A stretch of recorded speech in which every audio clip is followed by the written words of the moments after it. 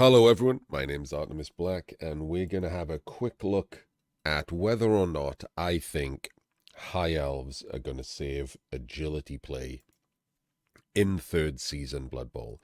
Third season Blood Bowl is going to be probably Blood Bowl for 5 years. If we're going on the past, we had Blood Bowl 2016, Blood Bowl 2020, Blood Bowl 2025. If we get another version of Blood Bowl with a big overhaul like this, 4 5 years easy. So what we have now is going to be a significant amount of time, and it's struggling already. Does Blood Bowl need, or agility play need saving? I think it does. Yes, I think when we first looked at the changes to the rule set, there were some serious problems with most of the agility teams.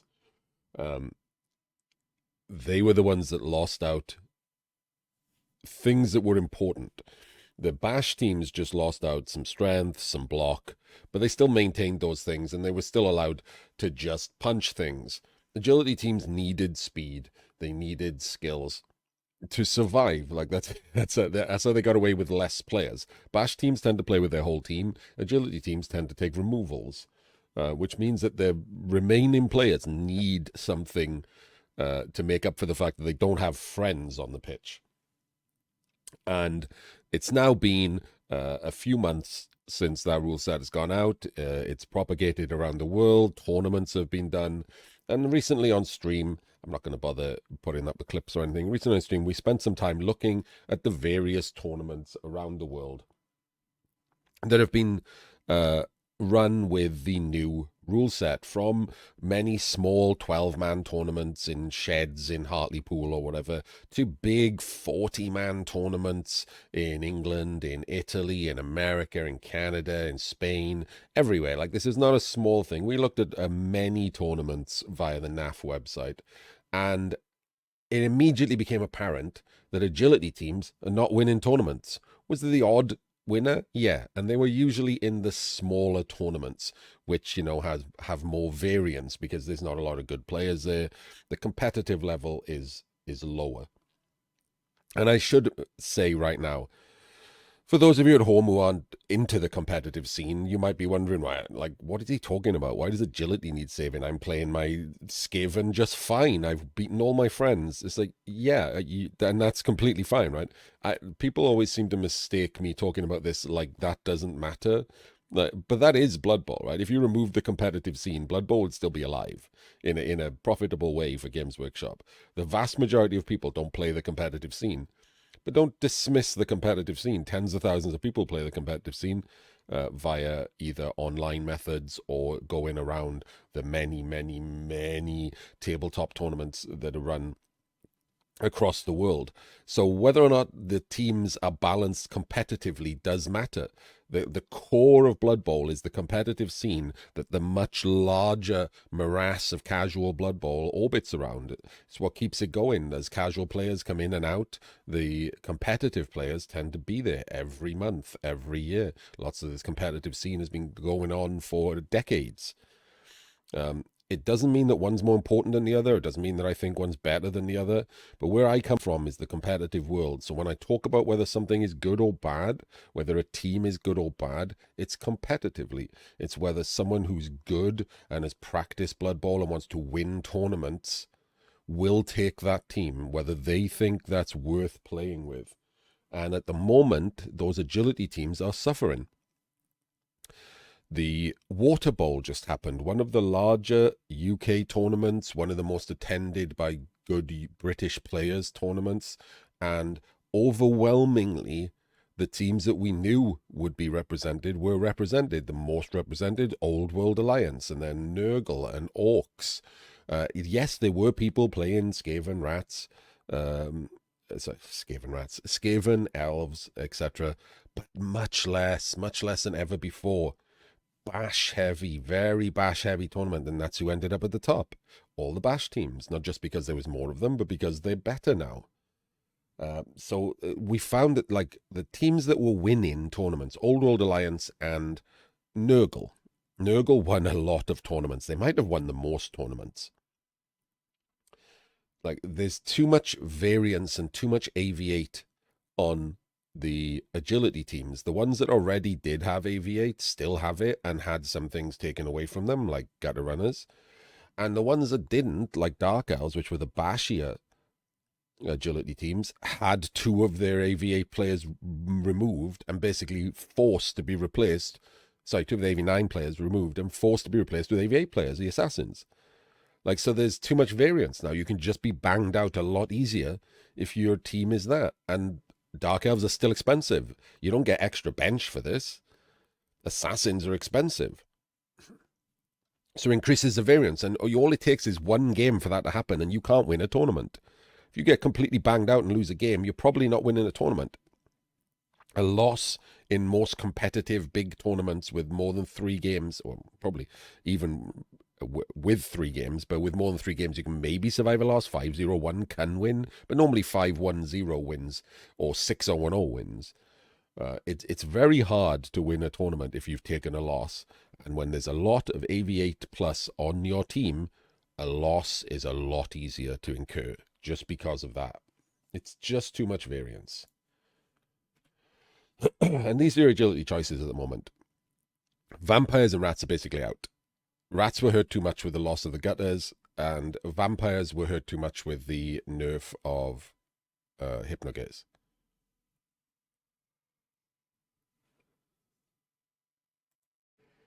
Excuse the pause there. Every time you hear a pause like that in one of my videos, it's because I've had to literally pause recording the video because my condition is playing up. And you don't want to hear that, trust me. So when you stitch it back together, there's a pause. There's just a gap. There's nothing I can do about it. So the problem with vampires and rats isn't going to affect casual players, right? You're probably going to be able to play those. They're going to be fine. You're going to be able to beat your friends, play against your friends. The small percentages that matter are at the top end of competitive Blood Bowl. People aren't going to play them. Good players aren't taking vampires anymore. Union are probably out.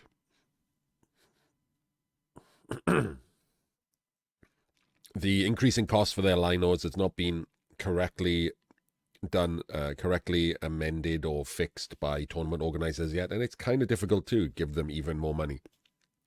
Like tiering is the thing, right? And so they're coming in with less than they used to have. It's a problem now.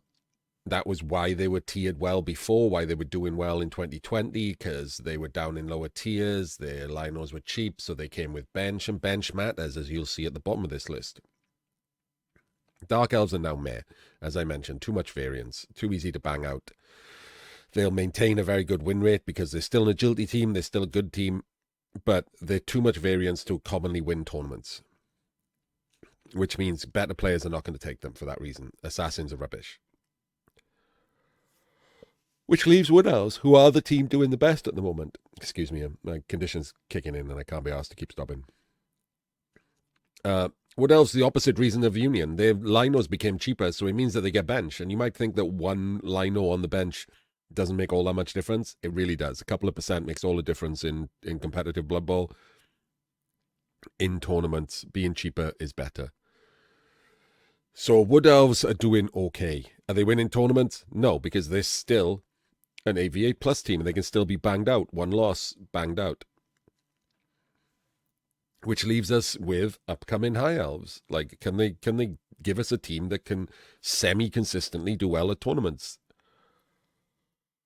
Not just have a high win rate, not just have a 50+% win rate, but win a tournament.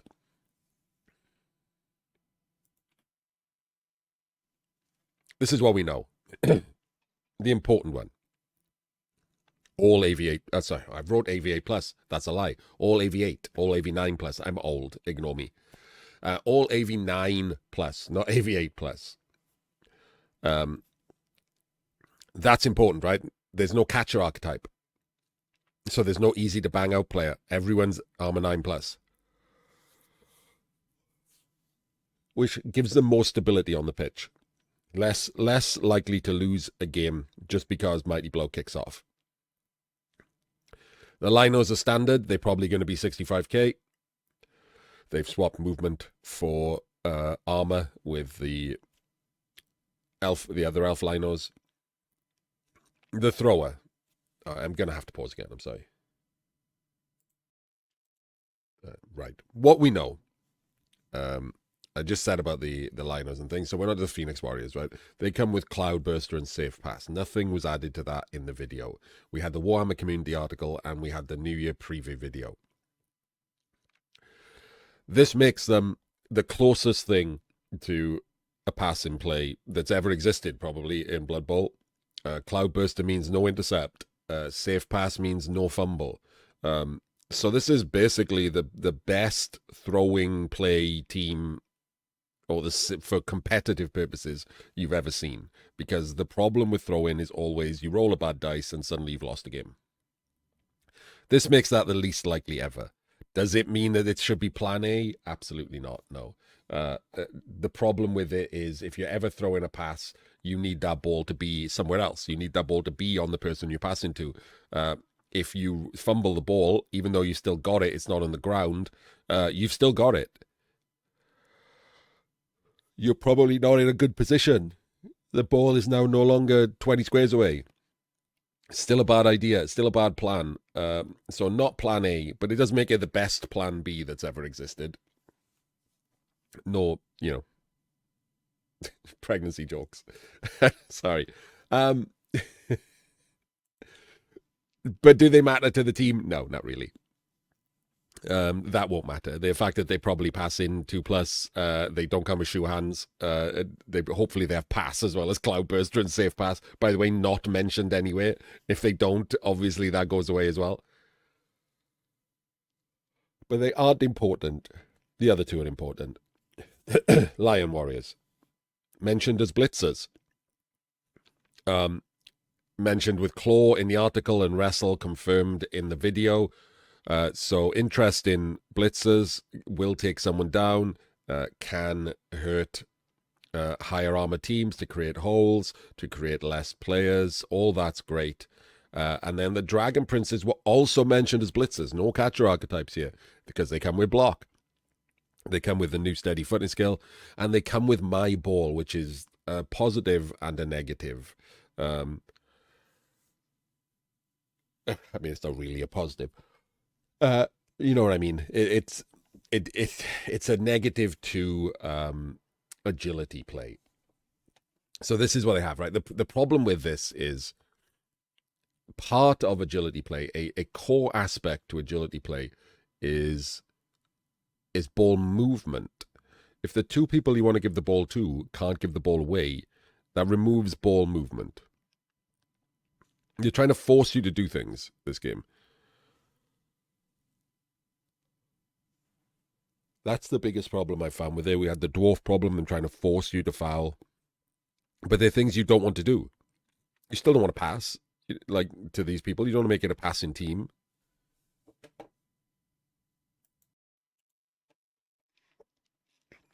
As I said, it should never be plan A.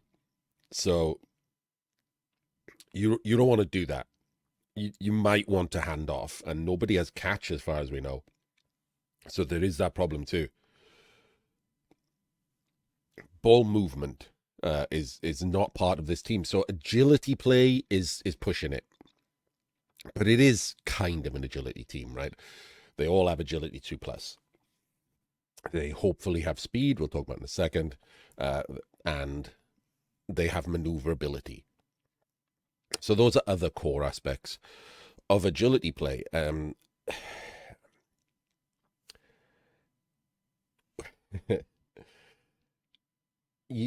You'd have to redesign Blood Bowl to make this any different. Games Workshop don't seem to understand that they haven't made the game they think they've made. They haven't made American football. People don't throw passes in competitive Blood Bowl on purpose. Like, obviously it can happen when you need to because everything else has failed. But no one starts a plan with, and then I'll throw a pass. Like, that's not something competitive good Blood Bowl players do. Fun, sure. If you want to play American football, use the rules to just have a laugh, go nuts. But competitive Blood Bowl doesn't start with those plans. That's not the game that they've made. So you need other things for agility play. So what do they need? So what they need is for this guy, that guy on the left, not the guy on the right, although the guy on the right is pretty speedy. The guy on the left needs movement 8. That's it. Everything else we know is totally fine. The Lion Warrior's probably going to be movement 7, but if this guy is movement 7 as well, this team is still not doing anything. They need this guy to be movement 8. Why? Because for NAF style, they need a 1-turn. That is another core aspect of agility teams. They need a 1-turn. It saves them when they've been banged out. It's something they can do against bash teams when they don't have agency to take the ball off them. What you find a lot in a bash versus Edge matchup is bash can't get the ball off the agility team because they can't catch them. They just dick around. They do-si-do back and forth. They daka back and forward. They move the ball around. They throw a pass if they have to. They hand off if they have to. The bash team is chasing the agility team, and they can't take the ball off them. But equally, if you don't have any agency, whereas now Rat's missing 2 gutter runners, harder to make a ball sack gutter. Woody still have the leap sack, which is, their saving grace. Pro Elves have less players, so doing a base up type of aggressive strategy, and the same with Dark Elves, they have less blitzers and more AV8 plus players. Doing a base up, base the cage, disrupt the bash team's positions and get the ball, all comes with now more damage, or in the Pro Elves case, damage that they can't replace with players.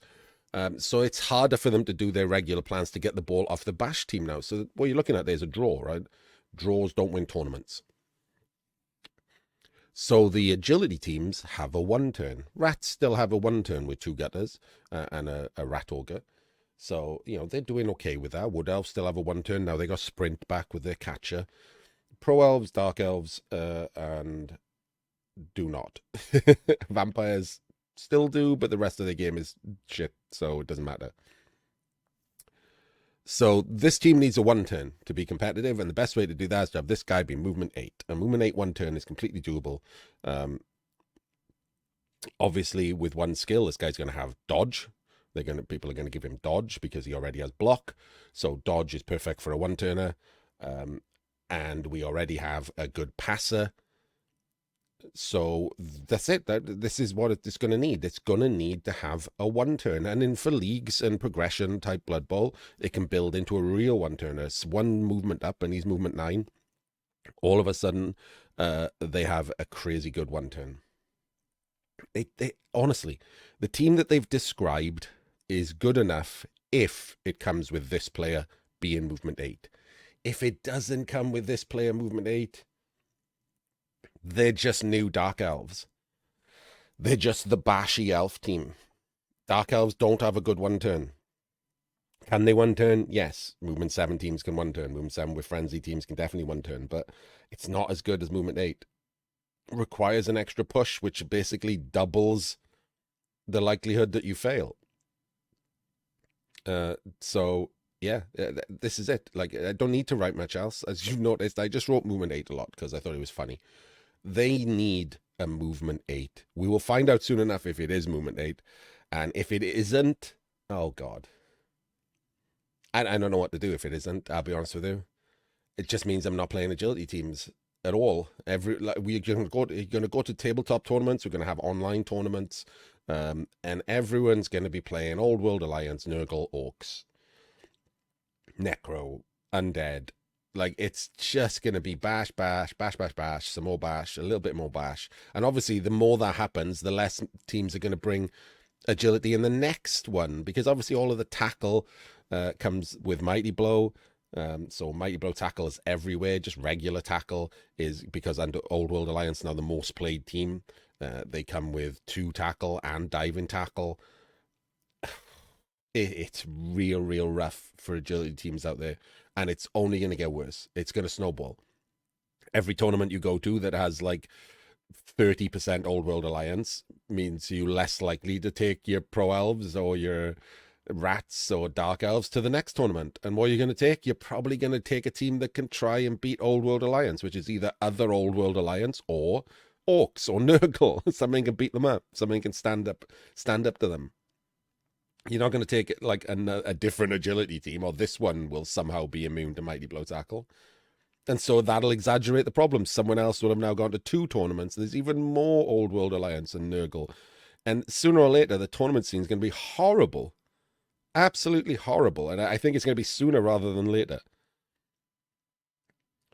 And online is going to be the same, right? The ladder type things, fumbles, black box trophy, and box. No one's going to want to play these teams.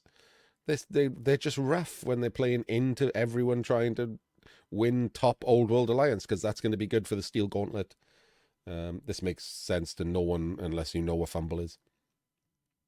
I'm just looking forward to the next years of Blood Bowl with real trepidation.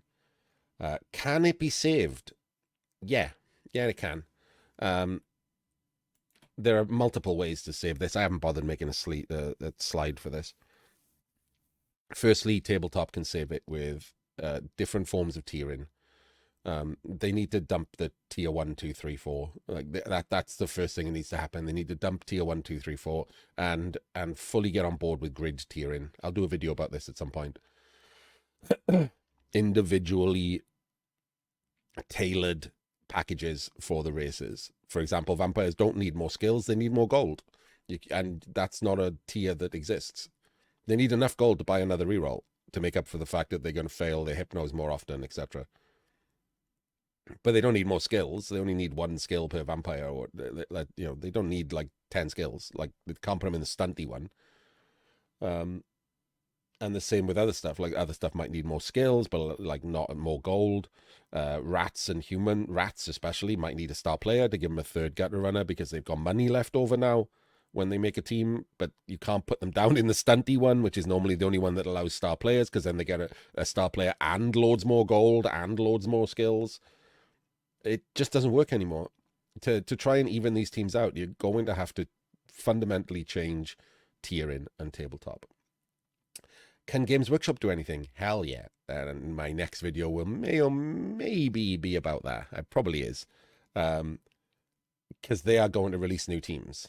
That's the thing with this box set. I can't see them re-releasing the box set when they've put the rosters in the book now. I think this is set. I think they're going to release new teams. Probably another one later this year for Christmas, and then 2 next year, and the 2 after that, which is basically all new teams.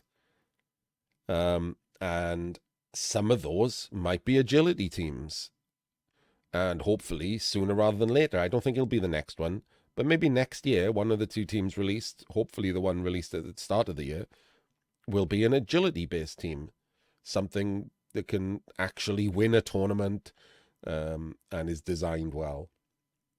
I don't know what that may be. I have some ideas, and maybe, again, we'll see that in the next video. But before then, if you want to ask me about it and have a little sneak preview, you can find me over on Twitch at the address on screen. And if you enjoy this video, please don't forget to, I don't know, Jim says like and subscribe. Is like a thing? I don't know, like, that's become has become his catchphrase, and I don't know how it applies anymore. Do you like and subscribe? Oh, I guess like the video, right? There's a little thumbs up to the video. Like the video and subscribe. You don't like and subscribe Jim. You can't press like on Jim. Although if you could, I would. Love you, Jim. But yeah, so press all the things. You know, whatever. I will see you in the next video.